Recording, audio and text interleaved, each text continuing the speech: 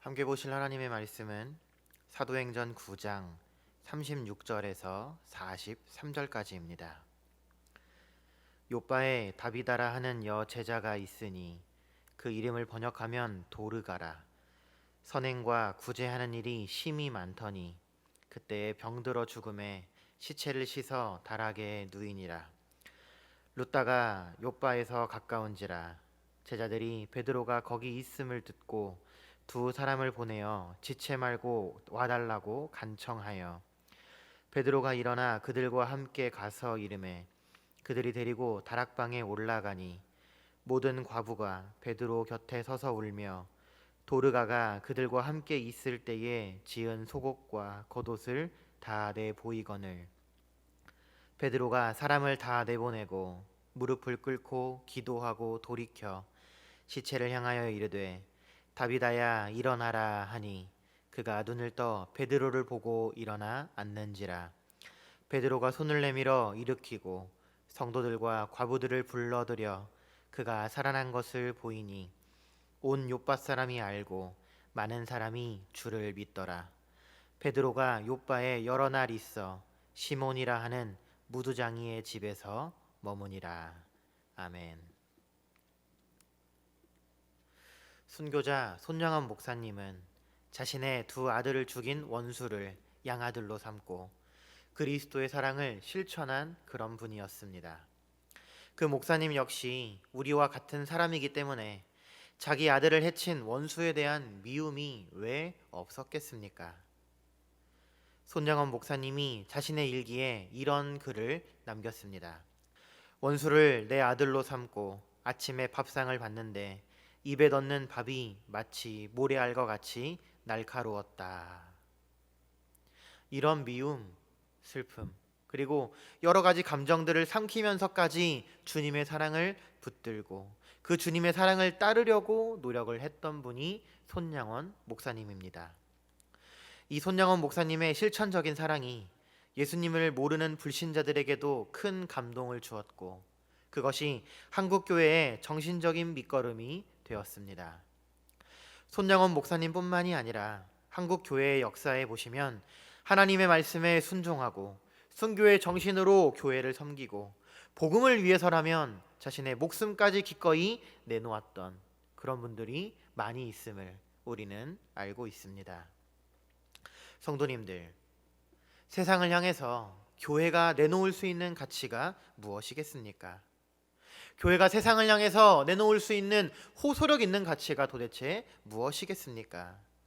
우리가 열심히 전도도 합니다만 그 복음의 진리를 사람들로 하여금 우러러 보게 하고 굳이 권하지 않아도 교회를 찾고 싶게 만드는 그런 요인은 도대체 무엇이겠습니까? 어떤 사람들은 기적적인 일을 말합니다.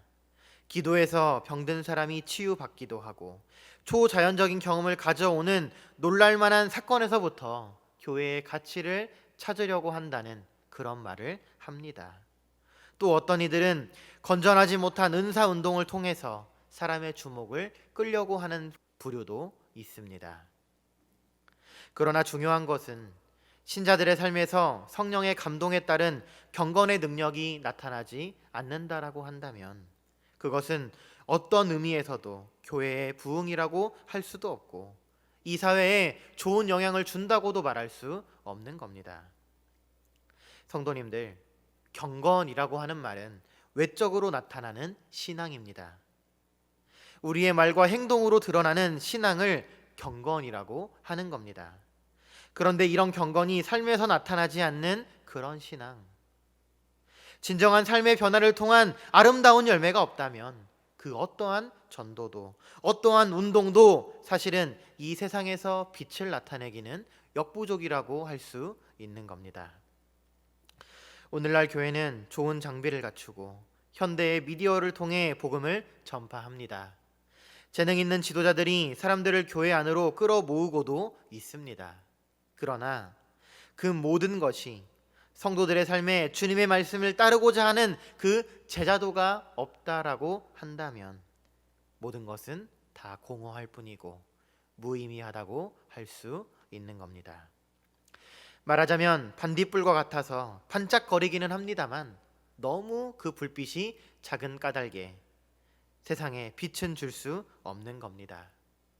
다시 말하면 자기 자신을 태우지 않기 때문에 남을 태우지도 못하는 반짝거림에 불과한 것이 오늘날 한국 교회의 안타까움이라고 할 수 있는 겁니다.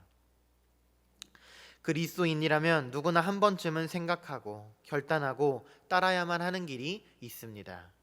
그것이 바로 예수님의 언행을 본받아 사는 제자의 길입니다. 제자의 길은 우리 신앙의 선택이 아닙니다. 예수님의 언행을 본받아 사는 삶은 우리의 신앙의 부록도 아닙니다. 그것은 모든 신자가 의무적으로 해야 하는 일이고 모든 신자에게 반드시 요구되는 일이라고 할 수 있는 겁니다. 하나님께서 우리를 구원하신 것은 단지 우리를 천국에 들이려는 그 목적으로 단지 천국 백성을 삼으시려고 하기만 위함이 아닙니다. 하나님께서 우리를 구원하신 목적은 에베소서 1장 4절에 보시면 곧 창세 전에 그리스도 안에서 우리를 택하사 우리로 사랑 안에서 그 앞에 거룩하고 흠이 없게 하시려고 그랬습니다. 하나님께서 우리를 선택하시고 구원하신 목적은 우리가 하나님의 아들의 형상을 완전하게 담는 것에 있다고 성경은 우리에게 확실히 말해주고 있는 겁니다. 따라서 우리가 어떤 모양으로 살아가든지 어떤 자리에서 무슨 일을 하든지 간에 우리는 하나님의 아들을 닮아야만 하는 그런 사명을 가지고 있는 겁니다. 그리고 하나님께서 그것을 우리에게 원하시는 겁니다. 그게 바로 예수님을 따라 살겠다라고 하는 제자의 길, 제자도의 핵심이라고 할 수 있는 겁니다. 우리가 오늘 읽은 본문을 보시면 그리스도의 제자로서 본을 보인 한 사람을 누가는 소개하고 있습니다. 신약 성경에서 유일하게 여제자라고 묘사되는 다비다라고 하는 인물입니다. 다비다는 아람어의 인물이고 이 여인의 헬라어 이름은 도르가입니다. 그러니까 다비다와 도르가는 이름만 다를 뿐 같은 인물이라고 할 수 있는 겁니다.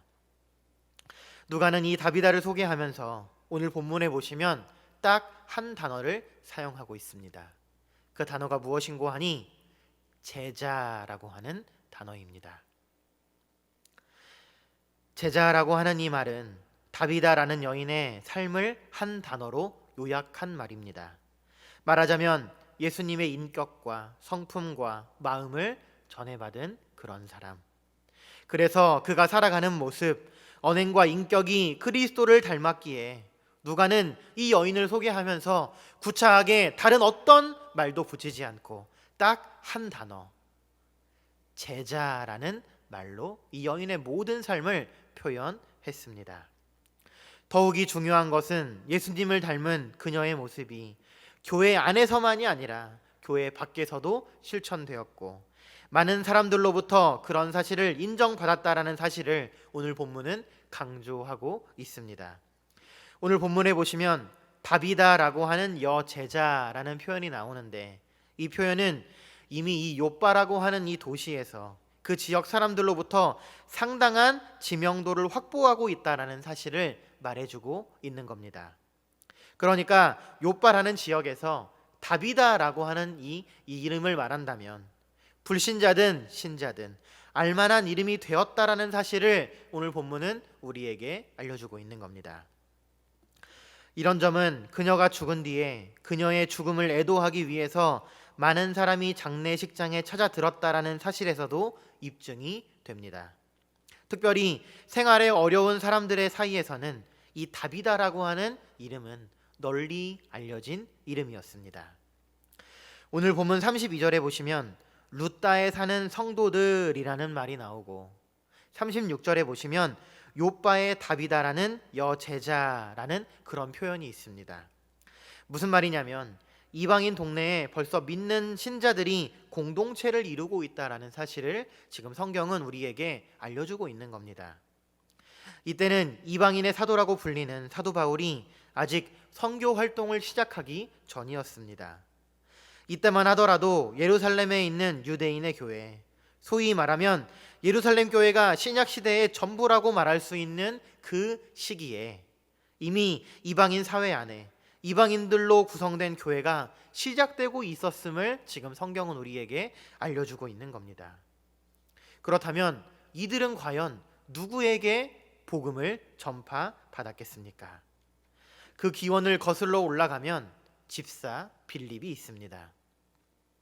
그는 에디오피아에서 큰 권세가 있는 내시에게 복음을 전했고 세례를 베풀고 자신이 사역하던 안디옥 교회로 돌아가지 않았습니다. 사도행전 8장 40절에 보시면 이렇게 나와 있습니다. 빌립은 아소도에 나타나 여러 성을 지나다니며 복음을 전하고 가이사랴에 이르니라 그랬습니다. 이 지도를 펼쳐놓고 보시면 빌립이 지나가던 길에서 가이사랴로부터 약 20km 떨어진 곳에 오늘 본문에 나오는 요빠라고 하는 도시가 있습니다. 그러니까 요빠에 있던 사람들은 빌립으로부터 전도를 받았을 것이라고 학자들은 추측합니다.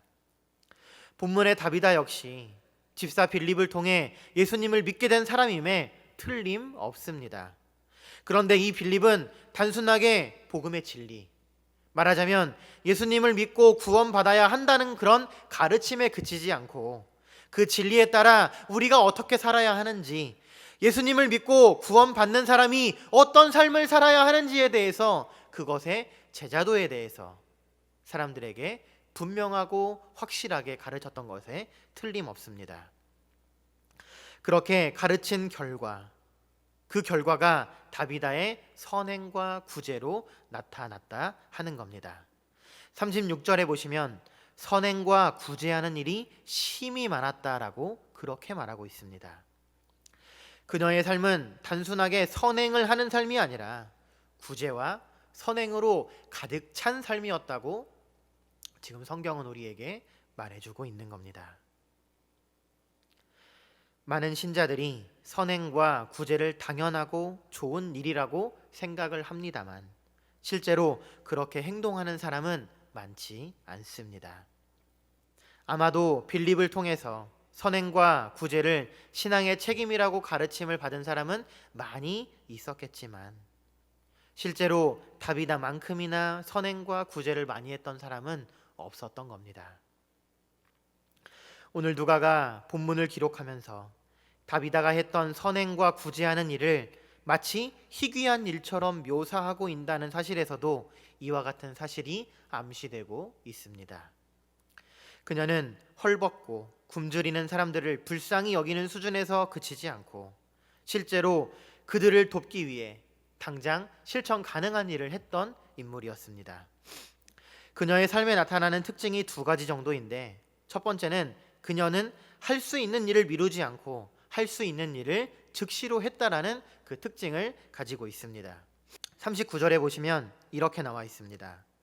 베드로가 일어나 그들과 함께 가서 이르매 그들이 데리고 다락방에 올라가니 모든 과부가 베드로 곁에 서서 울며 도르가가 그들과 함께 있을 때에 지은 속옷과 겉옷을 다 내보이거늘 그랬습니다. 이런 기록을 보면 다비다는, 이 도르가는 바느질 솜씨가 좋았던 것이 분명합니다. 다비다는 과부들을 위해 옷을 지어주는 일을 하나님께서 자신에게 맡기신 사역으로 생각하고 전심전력을 다해 최선을 다했습니다. 만약 바느질이 성령의 은사라고 묻는 분이 계신다면 넓은 의미에서의 성령의 은사라고 말할 수 있습니다.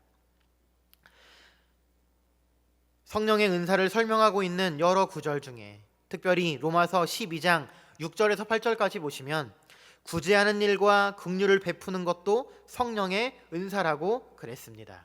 그러니까 다비다는 자신의 바느질 솜씨를 이용해서 사람들을 도왔고 구제하는 일과 긍휼을 베푸는 일에 이것이 포함되기 때문에 이것은 성령의 은사라고 말할 수 있는 겁니다. 그러니까 성령의 은사는 단순하게 기적적인 일을 하는 것만이 아니라는 사실이 여기서 나타나죠. 그녀는 성령의 능력으로 기도하면서 주님을 섬기는 마음으로 과부들에게 그리고 어려운 이들에게 옷을 지어 입혀 주었던 겁니다. 성령은 우리의 능력을 넘어서는, 또 우리가 할 수 없는 헌신이나 봉사를 요구하시지 않습니다. 내가 할 수 있는 일, 내가 지금 당장이라도 할 수 있는 그 일을 통해서 하나님께서는 하나님의 영광을 나타내시기를 원하시는 것이고, 또 우리에게 선을 행하라고 말씀하시는 겁니다. 다비다의 두 번째 특징은 전적인 헌신을 했다는 겁니다. 그녀는 단순하게 자신의 소유물 중에 얼마를 사람들에게 나누어 주는 것으로 그치는 그런 삶이 아니었습니다. 그녀는 직접 가난한 사람들을 만났고 그들이 헐벗고 있다라는 사실을 주목했습니다. 과거에는 지금처럼 옷감을 사다가 바느질을 해서 사람들에게 옷을 만들어 줄 수 있는 그런 시절이 아니었습니다. 본문에 보시면 옷을 지어 입혔다라고 그러고 있는데, 이 말은 굉장히 종합적인 말입니다.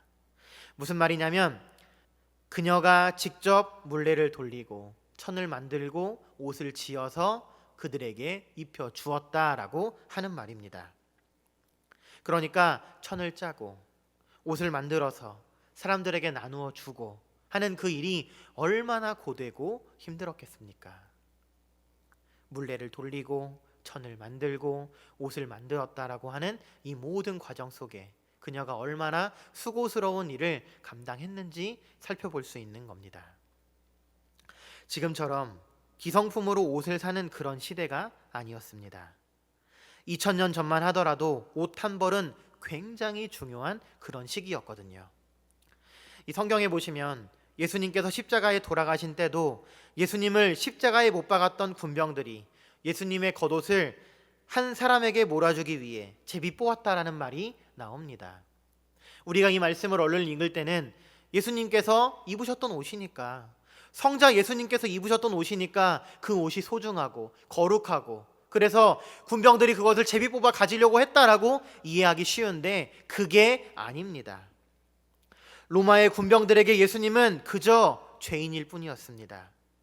그저 그 옷의 가치가 있었던 겁니다. 예수님께서 입으셨던 옷은 통으로 만들어진 한 벌의 옷이었기 때문에 그것을 반으로 자른다거나 이 사람의 숫자만큼 나누어 쪼개어 가진다면 그것은 가치가 없어지는 것이었습니다. 그만큼 옷 한 벌이 가치가 어마어마했습니다.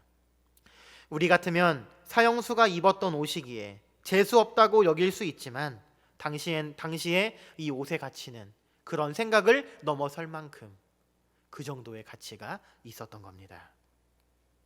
옷 한 벌이 매우 소중했고 매우 비쌌습니다. 그런 시기에 다비다는 자신이 한평생 가난하고 헐벗은 사람들을 위해 옷감을 짜고 옷을 만들어 주었다는 겁니다.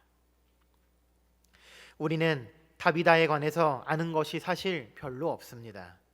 그녀가 어떤 사람인지, 어디 출신인지에 대해서도 모릅니다. 성경을 다 뒤져봐도, 성경 어디를 봐도 그녀에 관한 개인 정보를 찾을 수 없습니다. 그러나 중요한 것은 그녀는 자신의 삶을 통해 사람들로부터 칭찬을 받았고 존경을 받았다라고 하는 겁니다. 신자는 지금 이런 삶을 살아야 한다고 다비다라는 인물을 소개하면서 우리에게 교훈하고 있는 겁니다. 선하게 살았고 이 땅을 사는 동안 많은 사람에게 덕을 베풀었기 때문에 그 사람이 세상을 떠나고 난 뒤에 그의 삶의 향기가 오랫동안 남도록 살아가는 것이 우리 신자의 삶에서 가장 중요한 일 아니겠습니까? 우리는 언제나 엘리트 사이에서, 유명한 사람들 사이에서 알려지는 인물이 되는 것이 영광스럽다라고 생각하며 살아가고 있지만 성경은 그 반대를 말하고 있습니다. 성경은 버림받은 사람, 고통받은 사람, 이름 없는 무명의 사람들 사이에서 알려진 사람의 이름을 높이고 있다라는 이 한 가지 사실을 우리는 마음에 새겨야 하겠습니다. 도스토옙스키가 썼던 죄와 벌이라는 소설에 보면 그 주인공의 이름이 소냐입니다. 이 주인공의 이 직업은 율랑 여성인데요. 단순하게 말하면 쓰레기통과 같은 형편없고 천박하고 거친 환경에서 자라난 여성으로 묘사하고 있습니다. 그런데 이런 소냐를 좋아했던 남자가 있었습니다. 그 이름이 라스폴리 니코프인데 이 소설에서 지성의 상징적인 인물로 등장합니다. 소녀는 비록 율랑 여성이었지만 그녀에게서 풍기는 강렬한 그리스도의 향기 때문에 남자 주인공이 구원받는다는 그런 줄거리로 되어 있습니다. 조금 극단적인 이야기입니다만 그러나 작가가 말하고자 하는 메시지는 분명합니다. 그 사람의 신분이나 지위나 직업이 그 사람의 가치를 말하는 것이 아니라는 겁니다. 한 사람의 가치는 그 사람이 가진 인격에 있고 그가 가진 생각에 있고 그가 보여주는 성품에 있다라고 지금 말하고 있는 겁니다. 성도님들, 직업이 무엇입니까? 내가 하고 있는 일이 무엇입니까? 그 직업이나 하고 있는 일이 무엇이든 상관없이 내 삶의 내용이 무엇이냐라고 하는 것이 내 삶의 가치를 보여준다라고 하는 겁니다. 내가 비록 남들이 알아주지 않는 그런 삶을 산다 할지라도, 다른 사람이 부러워할 만한 인생은 아니라 할지라도, 혹은 하루 벌어 하루 사는 그런 인생이라 할지라도 그 얼마 되지 않는 돈으로 다른 사람들을 돕고 구제하는 삶을 살았다라고 한다면 그 인생이야말로 하나님께서 인정하는 존귀한 인생 아니겠습니까? 성도님들, 하나님께서 이런 다비다라고 하는 사람의 인생을 성경에 기록하신 이유가 무엇이겠습니까? 우리 역시 다비다라고 하는 사람의 삶을 본받아 살기를 원하시는 마음이, 그 마음에 하나님께서 그 인물을 성경에 기록하신 것 아니겠습니까? 성도님들, 목에 십자가를 걸고 집에 성경의 내용이 담겨 있는 그림을 걸어놓고 자동차 창문이나 범퍼에 성경 말씀이 있는 스티커를 붙여 놓는다고 해서 그 사람의 삶이 신앙적이 될 수는 없는 겁니다. 종교적인 신분은 없어도 괜찮습니다. 그러나 내가 알고 있고 나를 알고 있는 사람들이 나의 행위로 인해 칭찬을 듣고 그 사람에게 감동을 주는 신자로 살아야 하는 겁니다. 성경에 보면 목사나 장로나 안수받는 집사를 세울 때 요구되는 공통된 조건이 하나 있습니다. 그게 무엇이냐면 바로 이것입니다. 불신자에게라도 칭찬을 듣는 사람. 불신자에게라도 칭찬을 듣는 사람이라고 그 자격을 말하고 있다라고 하는 겁니다. 다시 말하면 내 삶의 현장에서 다른 사람에게 감동을 주는 그런 사람이 교회의 지도자가 될 수 있다라고 그렇게 명시하고 있는 겁니다. 그런 의미에서 본다면 이 다비다라고 하는 사람은 교회의 지도자였습니다. 영국 어느 시골 교회에서 있었던 일입니다. 그 교회에서 오랫동안 목회를 한 목사님을 교인들이 앞에 세워놓고 묻고 있습니다. 목사님, 우리 교회에서 얼마나 목회하셨습니까? 그랬더니 목사님이 대답하기를 예, 꽤나 오래 목회했던 것 같습니다. 그랬습니다. 그러자 교인들이 다시 묻습니다. 지금까지 얼마나 많은 사람들에게 세례를 주었습니까? 교인들이 따지듯 물었습니다. 교인들이 지금 목사에게 교회가 성장하지 않는다는 이유로 불만을 표출하는 중이었습니다. 목사님은 자신의 무능함을 죄송스럽게 생각하며 이렇게 말했습니다. 몇 년 전에 한 아이에게 세례를 준 것이 전부인 것 같습니다. 그랬습니다. 이 목사님이 오랫동안 목회를 하셨는데 그 교회 안에서 믿고 세례를 받는 사람의 숫자가 많지 않았던 겁니다. 가장 최근에 세례를 준 사람이 몇 년 전 주일학교 어린아이 남자에게 세례를 준 것이 전부였던 겁니다. 그래서 교인들 앞에서 죄송스럽게 생각하며 그렇게 말했던 겁니다. 그러나 나중에 밝혀진 사실인데 이 목사님이 그 세례를 주었던 남자아이가 누구였는가 하면 아프리카 대륙에 복음을 전한 위대한 선교사 리빙스턴이었다라고 하는 겁니다. 교인들의 눈에는 목사님이 어린아이 한 사람밖에 세례를 주지 못한 그런 무능한 사람처럼 보였다 할지라도 사실은 그 아이에게 감동을 주어서 평생을 하나님의 사람으로 살게 한 이 일로 누구보다 교회 역사에 크게 공헌했던 인물이었던 겁니다. 성도님들, 무엇이 중요합니까? 우리 대부분은 크고 번쩍거리고 화려한 일, 사람들이 환호하고 세상에서 인기를 얻고 주목받고 싶어하는 그런 일에 관심이 있습니다. 그러면서도 숨겨지고 인정받지 못하는 일은 하찮다고 생각하죠. 더욱이 우리나라는 전통적으로 세상에 나를 드러내야 사람 구실을 한 것으로 생각하는 그런 사회 안에 우리는 살아갑니다. 그런데 이런 생각이 너무 지나치게 되면 모든 것이 출세를 위한 수단으로 생각하기 쉽습니다. 학교도 내가 출세하기 위하여 거쳐야 하는 것이고, 집은 잠이나 자고 먹고 쉬다가 나서 일하는 곳처럼 생각을 합니다.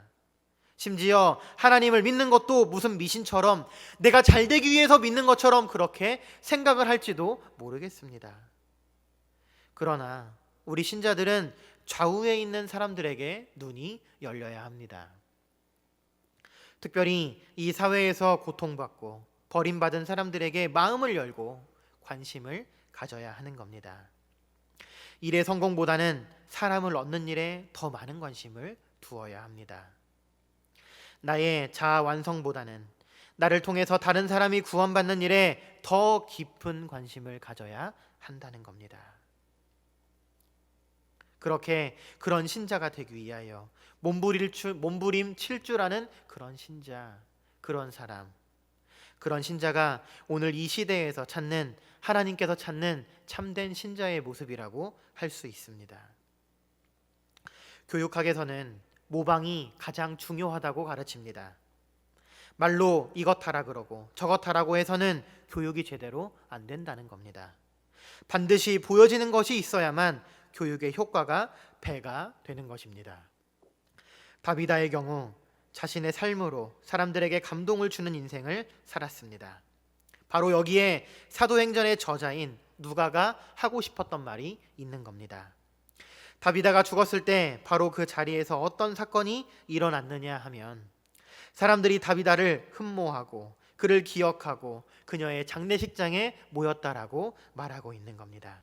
말하자면 다비다라는 한 여자는 사람들이 살아가는 일에 본받아야 하는 그런 중요한 원리가 되고 있었다라고 하는 겁니다.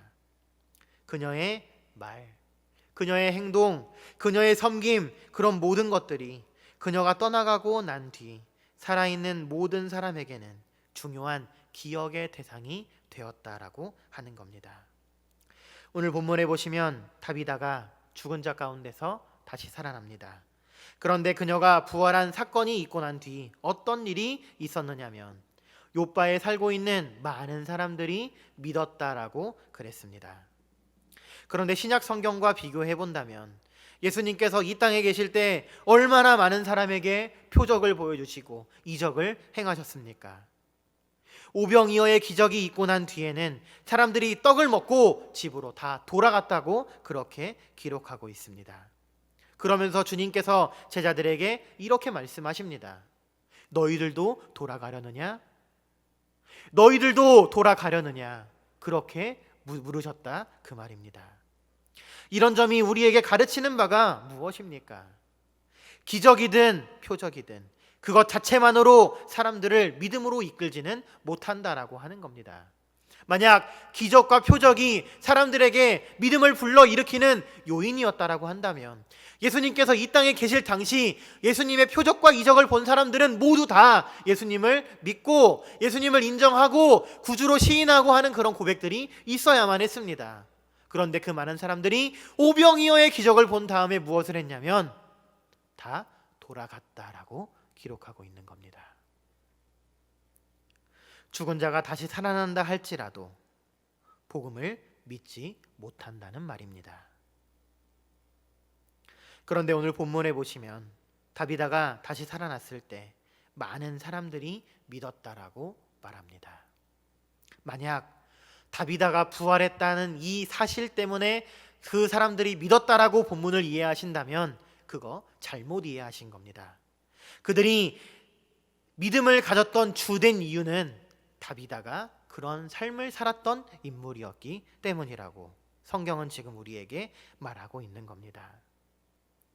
다비다의 부활이 많은 사람들에게 믿음을 갖게 할 수 있었던 것은 다비다의 부활이 있기 전 그녀의 삶이 진정 의미가 있었기 때문입니다.